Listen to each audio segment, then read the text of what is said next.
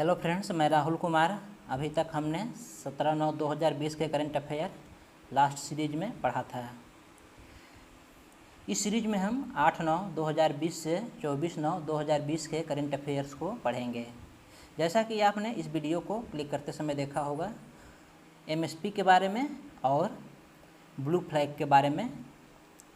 तो हम सबसे पहले मिनिमम सपोर्ट प्राइस को पढ़ेंगे, एमएसपी को पढ़ेंगे, जो कि ये 18/9/2020 के करंट अफेयर्स में हम लोग पढ़ेंगे। इसके बाद है ब्लू फ्लैग पढ़ेंगे 19/9/2020 के करंट अफेयर्स के बाद। इसके बाद भी कई करंट अफेयर्स हैं, 24 तक है, तो इसको भी हम देखेंगे। तो चलिए शुरू करते हैं 18/9/2020 के करंट अफेयर्स। तो पहला है न्यूनतम समर्थन मूल्य, मिनिमम सपोर्ट प्राइस, इसे शॉर्ट में एमएसपी भी कहते हैं। तो यह चर्चा में क्यों है और यह क्या है? न्यूनतम समर्थन मूल्य सरकार द्वारा किसी फसल की निर्धारित किया गया मूल्य होता है। यानी अगर सरकार निर्धारित कर देती है कि जैसे इस समय गेहूं का न्यूनतम समर्थन मूल्य 1975 रुपये है, 1975 रुपये है, तो अब इसके नीचे सरकार गेहूं की फसल की खरीदारी नहीं करेगी। और यह क्यों करती है? अगर अति उत्पादन की स्थिति होती है तो सरकार अगर न्यूनतम समर्थन मूल्य पर अनाज खरीद लेती है, गेहूं खरीद लेती है, तो बाज़ार में गेहूं का मूल्य 1975 से कभी कम नहीं आएगा। अगर न्यूनतम समर्थन मूल्य नहीं रहेगा, मिनिमम सपोर्ट प्राइस सरकार द्वारा निर्धारित नहीं किया गया रहेगा, तो कंपनियां या व्यापारी अपने तरीके से गेहूं के मूल्य को निर्धारित करेंगे। तो चलिए जानते हैं न्यूनतम समर्थन मूल्य, मिनिमम सपोर्ट प्राइस, शॉर्ट में एमएसपी कहते हैं इसे। सरकार द्वारा न्यूनतम समर्थन मूल्य 26 महत्वपूर्ण फसलों के लिए निर्धारित किया जाता है। कितने फसलों के लिए? 26 फसलों के लिए। न्यूनतम समर्थन मूल्य निर्धारित करने का उद्देश्य क्या है? अति उत्पादन की स्थिति में उपज के मूल्य गिरने से रोकना, अति उत्पादन की स्थिति में उपज के मूल्य को गिरने से रोकना तथा किसानों के हितों का संरक्षण करना है।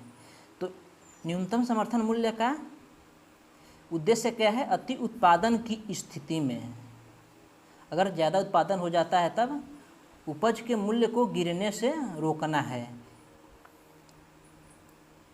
तथा किसानों के हितों का संरक्षण करना है।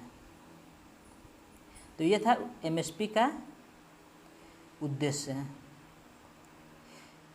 इसका निर्धारण कौन करता है? एमएसपी निर्धारण कौन करता है? कृषिगत आगतों और कैसे होता है? कृषिगत आगतों इनपुट्स की, कृषिगत आगतों की लागतों एवं किसानों के उचित प्रतिफल पर विचार करके ही न्यूनतम समर्थन मूल्य की संस्तुति कृषि लागत एवं मूल्य आयोग द्वारा की जाती है। किसके द्वारा संस्तुति किया जाता है? Commission for agricultural costs and prices, CACP इसे शॉर्ट में कहा जाता है। तो ये कैसे निर्धारित कौन करता है? न्यूनतम समर्थन मूल्य की संस्तुति कौन करता है? CACP करता है, यानी कृषि लागत एवं मूल्य आयोग करती है। Commission for agricultural costs and prices, CACP, ये संस्तुति करती है न्यूनतम समर्थन मूल्य के लिए। और यह कैसे करती है? कृषिगत आगतों की लागतों एवं किसानों के उचित प्रतिफल पर विचार करके न्यूनतम समर्थन मूल्य की संस्तुति कृषि लागत एवं मूल्य आयोग द्वारा की जाती है। किसी फसल को उगाने में कितनी लागत लगा है, इस पर विचार करती है CACP, और उसे कितना लाभ मिलेगा इसका ध्यान रखकर भी न्यूनतम समर्थन मूल्य की संस्तुति करती है या निर्धारित किया जाता है, एमएसपी निर्धारित किया जाता है।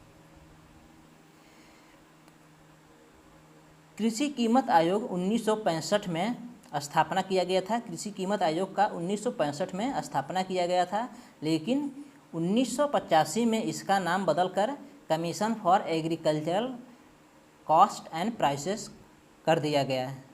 इसे क्या कर दिया गया? Commission for agricultural cost and prices.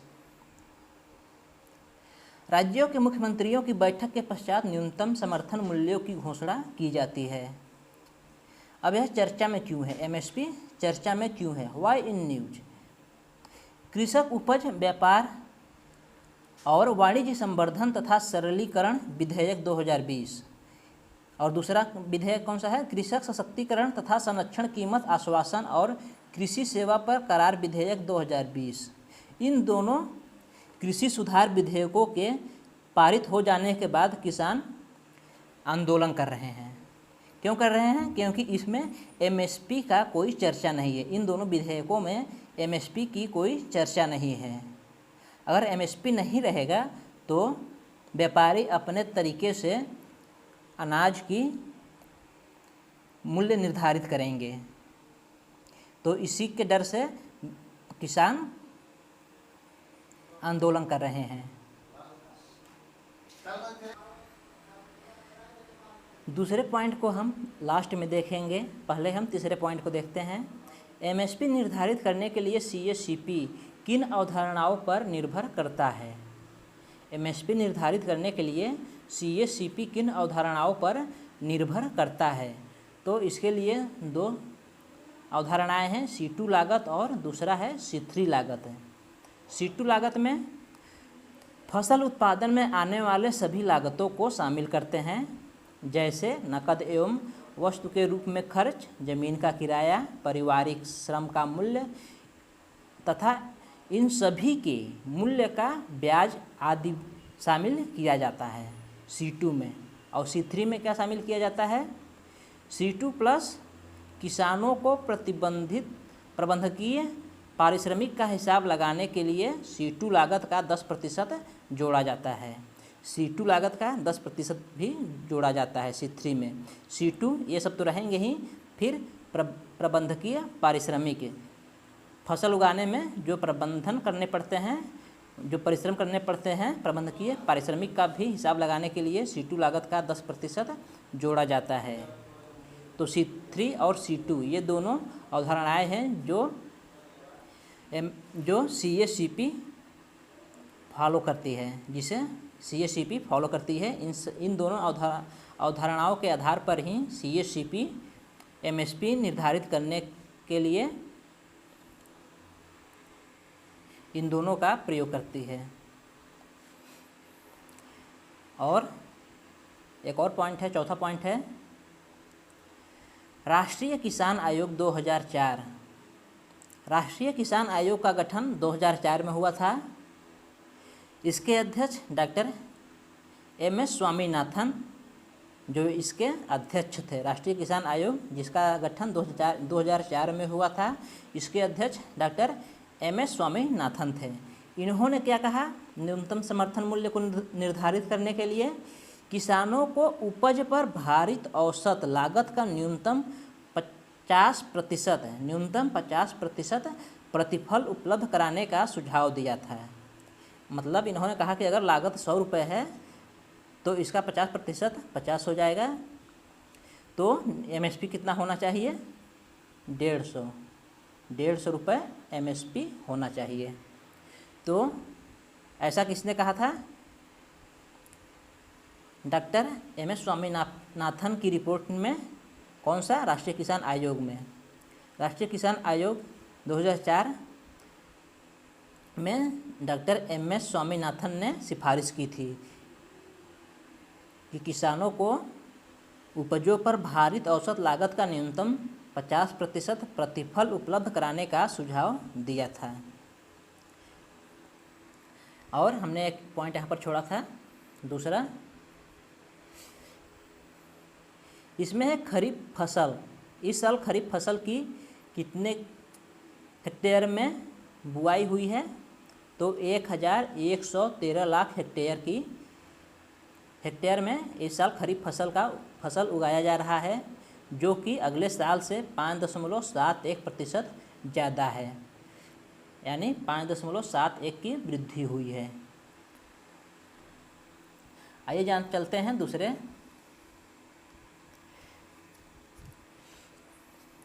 Page पर। 19/9/2020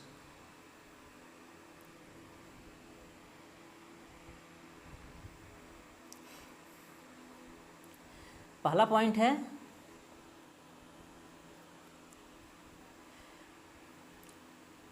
ब्लू फ्लैग प्रमाणन क्या है। तो ब्लू फ्लैग प्रमाणन क्या है, तो यह उसको प्रमाण दिया जाता है, यह तटों को समुद्र तटों को प्रमाण देता है जो विश्व में सबसे ज़्यादा स्वच्छ होते हैं।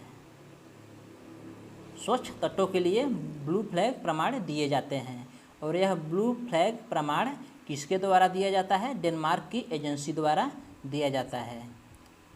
ब्लू फ्लैग प्रमाण 33 मानदंडों के आधार पर दिया जाता है। इन 33 मानदंडों को 4 प्रमुख वर्गों में बांटा जा सकता है। तो जिस आधार पे ब्लू फ्लैग का प्रमाण दिया जाता है वो 4 प्रकार के हैं। 4 आधार पर ब्लू फ्लैग के प्रमाण दिए जाते हैं। पहला है पर्यावरण सूचना और शिक्षा। पर्यावरण सूचना और शिक्षा। दूसरा है स्नान के लिए जल की गुणवत्ता।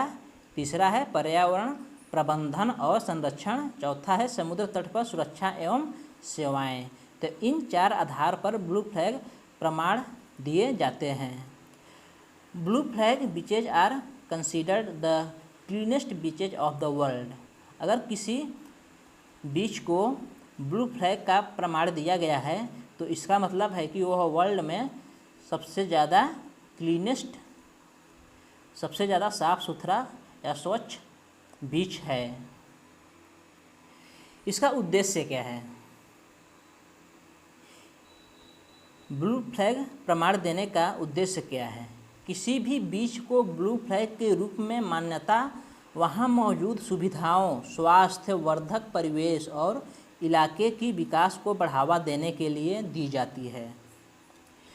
तो क्यों दी जाती है? किसी भी बीच को ब्लू फ्लैग के रूप में मान्यता वहाँ मौजूद सुविधाओं, स्वास्थ्य वर्धक परिवेश और इलाके की विकास को बढ़ावा देने के लिए दी जाती है।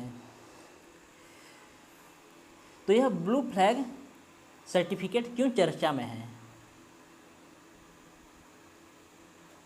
Why in news?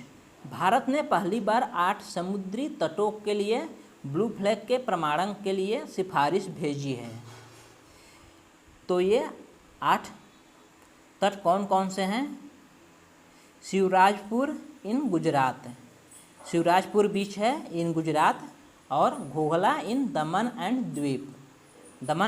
Diu.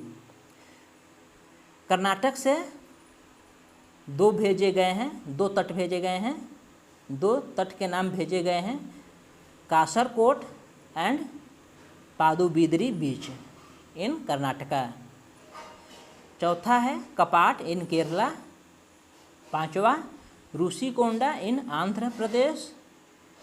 6वां golden beach of Orissa and 7वां Radhanagar beach in Andaman and Nicobar. तो ये 7 हैं, लेकिन तीसरे में कासरकोट और पादुबिद्री बीच ये मिलाकर 2, इसमें यहाँ पर 2 हैं, इसलिए पूरे 8 हो जाते हैं। तो इसीलिए ब्लू फ्लैग आजकल चर्चे में है।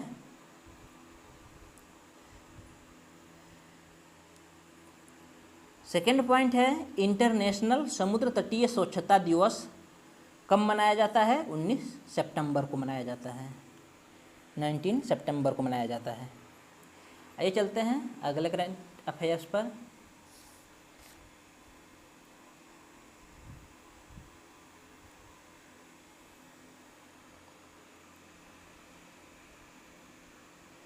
बीस 9/2020 के करंट अफेयर्स। पहला करंट अफेयर्स है, पहला पॉइंट है भारत मालदीव को कोविड-19 से लड़ने के लिए $25 करोड़ की वित्तीय सहायता देगा।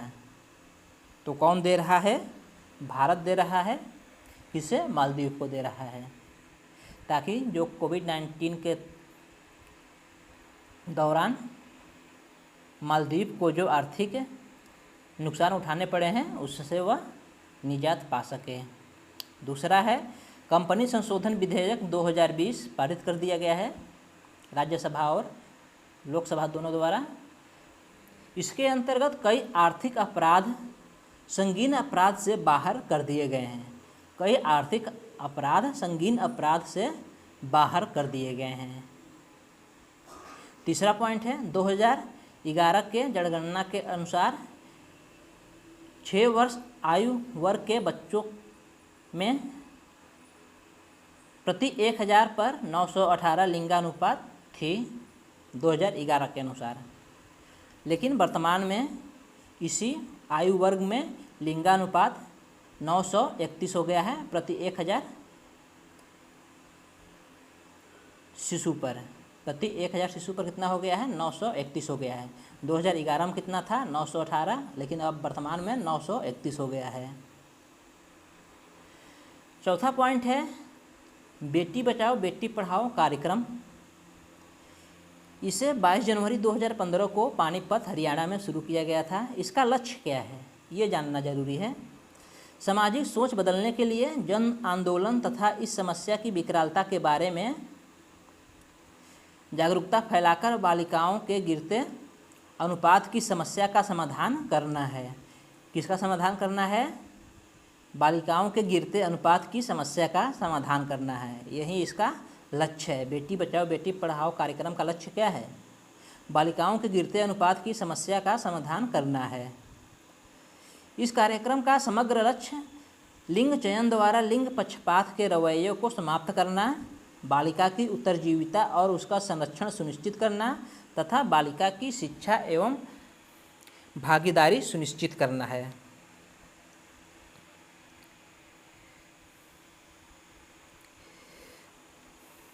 इस कार्यक्रम का समग्र लक्ष्य लिंग चयन द्वारा लिंग पक्षपात के रवैयों को समाप्त करना, बालिका की उत्तरजीविता और उसका संरक्षण सुनिश्चित करना तथा बालिका की शिक्षा एवं भागीदारी सुनिश्चित करना है। तो यह था बेटी बचाओ बेटी पढ़ाओ कार्यक्रम का लक्ष्य था। इसे 22 जनवरी 2015 में पानीपत हरियाणा से शुरू किया गया था। 21/9/2020 के करंट अफेयर्स। इसमें केवल 2 ही पॉइंट हैं। मोदी सरकार ने रबी फसलों की एमएसपी में वृद्धि की है। ये कुल 5 फसलें हैं। गेहूं में 50 रुपये की वृद्धि की है, मसूर में 300 रुपये की, चना में 225 रुपये की, सरसों में 222 रुपये की, जौ में 75 रुपये की और कुसुम 112 रुपये की। तो मोदी सरकार ने रबी फसलों की एमएसपी में वृद्धि की है। किन किन फसलों की वृद्धि की है? गेहूं की, मसूर की, चना की, सरसों की, जौ और कुसुम की एमएसपी में वृद्धि की है। एमएसपी हमने अभी पढ़ा, शुरुआत में ही पढ़ा, तो आप वहाँ पे फिर से रिवाइज कर सकते हैं। दूसरा पॉइंट है 2017 से सितंबर 2020 के दौरान सबसे अधिक पाकिस्तानी लोगों को भारत की नागरिकता दी गई है। भारत की नागरिकता सबसे ज़्यादा किन लोगों को दिया गया है? किस देश को दिया गया है? पाकिस्तान के लोगों को दिया गया है। 2017 से सितंबर 2020 के दौरान सबसे अधिक पाकिस्तानी लोगों को भारत की नागरिकता दी गई है। कितने लोगों को दी गई है? 2120 लोगों को। आइए जानते हैं 22/9/2020 के करंट अफेयर्स। आवश्यक वस्तु संशोधन विधेयक 2020। इसके अंतर्गत अनाज, तिलहन, आलू, खाद्य तेल, प्याज आवश्यक वस्तु के सूची से बाहर कर दिए गए हैं। कौन कौन कर दिए गए हैं? अनाज, तिलहन, आलू, खाद्य तेल, प्याज आवश्यक वस्तु के सूची से बाहर कर दिए गए हैं। आवश्यक वस्तु का मतलब क्या होता है?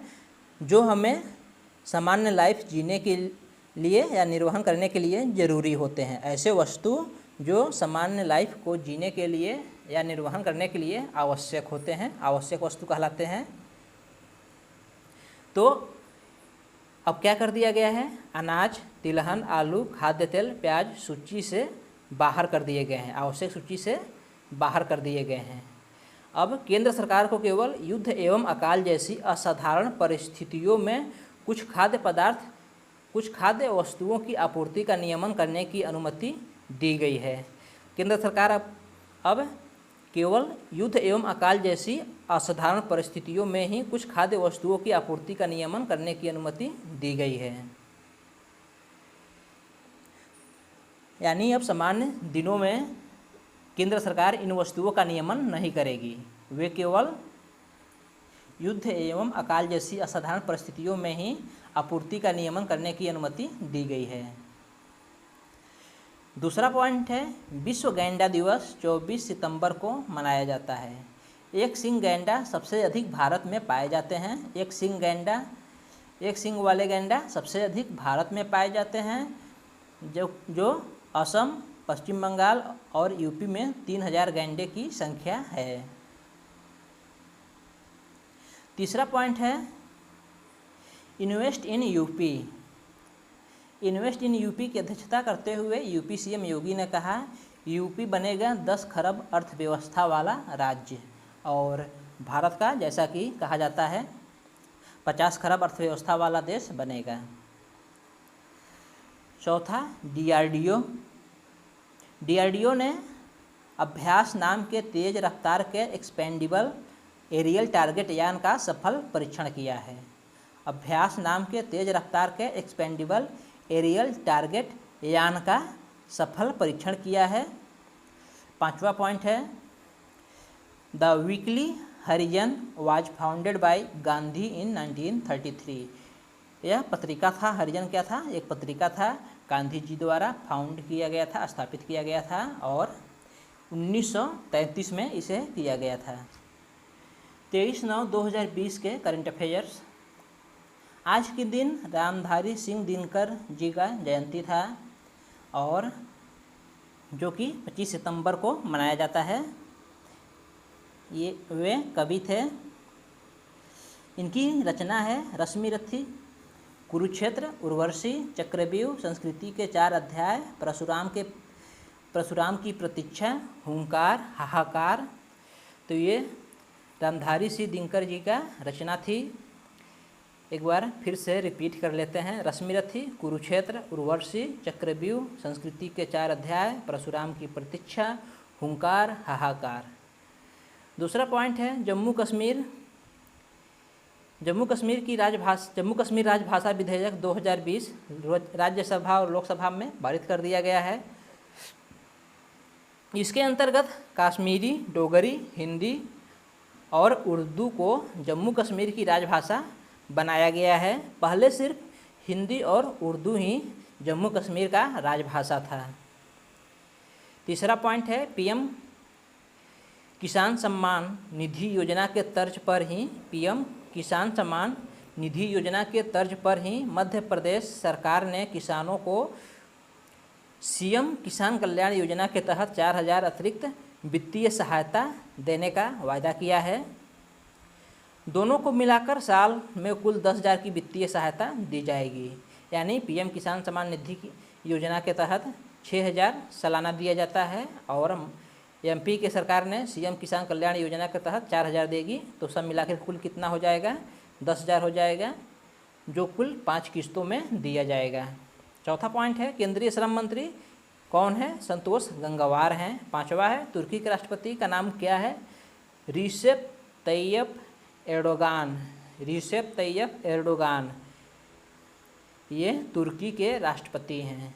तो इन्हें आप याद कर लीजिएगा क्योंकि ये यूपीपीसीएस में अक्सर पूछे जाते हैं। 24/9/2020 के करंट अफेयर्स। पहला पॉइंट है, नेशनल सर्विस स्कीम NSS जो कि 1969 में शुरू किया गया था। इसका उद्देश्य है युवा पीढ़ी को गांधी जी के आदर्शों से जोड़ने के लिए यह योजना शुरू की गई थी।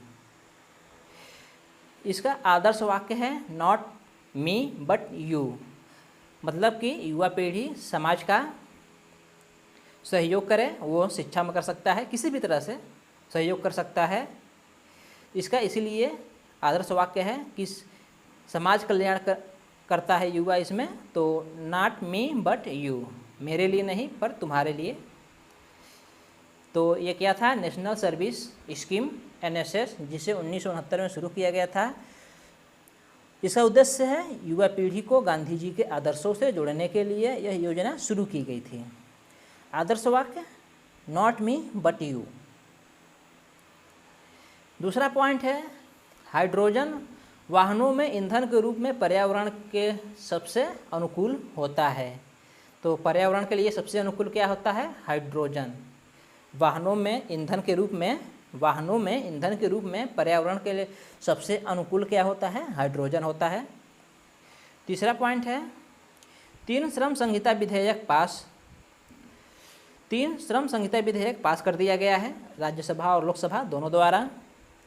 यह मजदूरों के कल्याण एवं सुरक्षा के लिए किया गया है।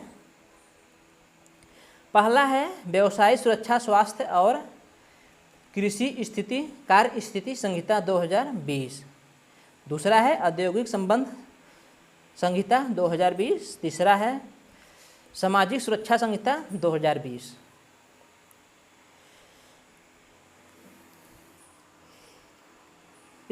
इन विधेयक के अनुसार अब हड़ताल से पहले 14 दिनों की नोटिस देने की व्यवस्था की गई है। जो पहले अगर कर्मचारी सोचते थे कि आज हड़ताल करना है तो आज ही हड़ताल करने लगते थे, लेकिन अब हड़ताल से पहले 14 दिनों की नोटिस देने की व्यवस्था की गई है। महिलाओं को रात में काम करने की अनुमति भी इस संहिता में काम करने की अनुमति भी दी गई है। महिलाओं को रात में काम करने की अनुमति भी दी गई है। चौथा है DRDO के द्वारा laser guided anti tank guided missile का सफल परीक्षण किया गया। Laser guided anti tank guided missile का सफल परीक्षण किया गया। इसे मिसाइल लॉन्चर अर्जुन के द्वारा दागा गया था या लॉन्च किया गया था। DRDO का फुल फॉर्म है defence research and development organisation. Laser guided anti tank guided missile का विशेषता है यह 3 किलोमीटर तक निशाना साधने में सक्षम है। इसे कई प्लेटफॉर्म से लॉन्च किया जा सकता है। 5वां पॉइंट है श्रीलंका के PM का नाम क्या है? तो श्रीलंका के PM का नाम महिंद्रा राजपक्षे है। तो बस इतने ही करंट अफेयर्स थे 18 से 24/9/2020 के करंट अफेयर। तो इस सीरीज में बस इतना ही, फिर मिलेंगे अगले सीरीज में। Thank you.